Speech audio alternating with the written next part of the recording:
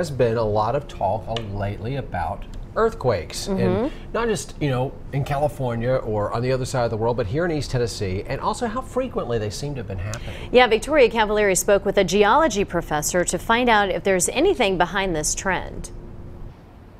That's right, guys. I did get to speak to a geology professor to find out more about these earthquakes.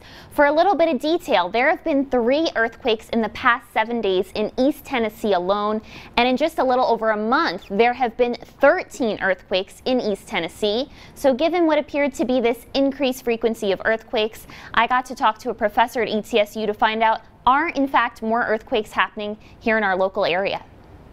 The truth is, I don't know right now whether or not this series of earthquakes over the last month in East Tennessee is statistically significant.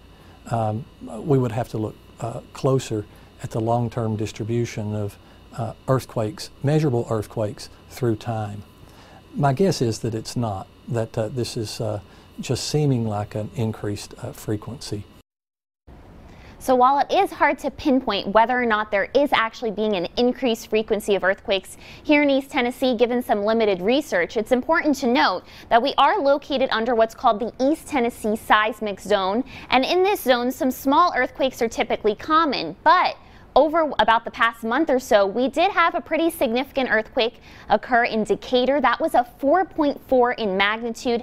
It was actually the second strongest earthquake recorded here in East Tennessee. So I also asked the Professor Greg a little bit more detail about why are earthquakes even happening in this part of the country.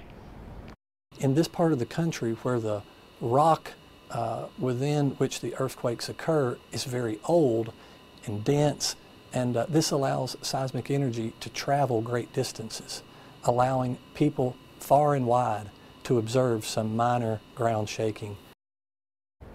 So while he did mention that it's difficult to pinpoint exactly why it seems like there is an increased frequency in these earthquakes, it is also important to note that Professor Greg stressed that we simply do not have a lot of instruments measuring these earthquakes here in Tennessee, and he does think that with the increased frequency that appears to be happening, hopefully we'll get more of those implemented here in our local area. We could also get some early warning systems, which they're currently testing out in California.